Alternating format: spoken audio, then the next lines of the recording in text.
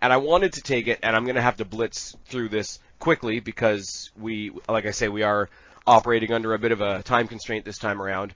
I'm getting a lot of shit on social because I enjoy people like Matt Riddle, people like Austin Theory, etc., and I come down hard on Velveteen Dream.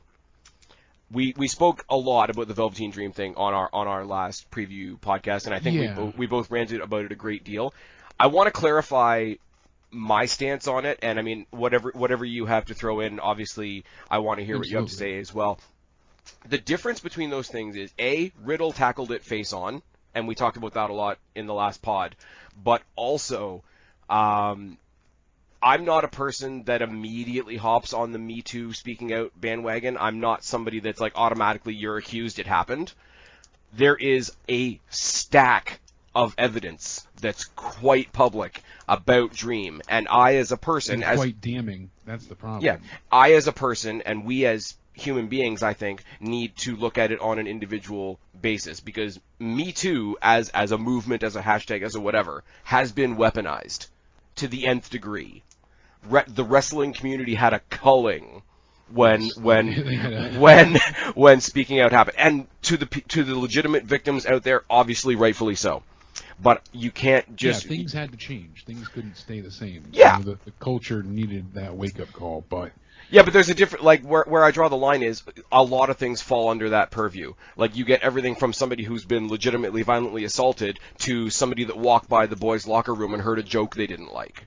Exactly. And that is so fucking dangerous. So when I say Velveteen Dream, all the things that I've said about Velveteen, all the things that I've said week after week after week in my individual reviews of NXT, it's not because I take one accusation more seriously than the other. It's like I've been told more. I've seen more from that. And I'm aware that Austin Theory has accusations against him. I haven't heard anything else about it. I'm aware that there are accusations against Matt Riddle, but I've also commended the main roster for allowing him to come out and address them head on. And I believe that the Velveteen Dream situation is a unique scenario where not only is there damning evidence out there, but more damning than the evidence is his silence and WWE's silence on the matter. And that is why this situation is different.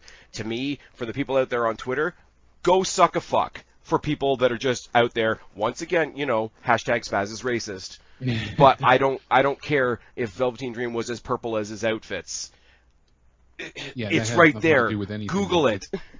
We've like you said, silence speaks volumes, and the fact that the NXT WWE division, whatever you want to label it as, didn't really do anything to clear his name, or at least anything thorough to clear his name, really made it a huge problem. Well, Triple H took the helm, as we said before. I don't want to tread too much old territory, but like going super hard on I don't know what you guys are talking about. He was in a car accident. Like, yeah, that was very troubling. Instead of saying, by and large what they did, they just skated over it.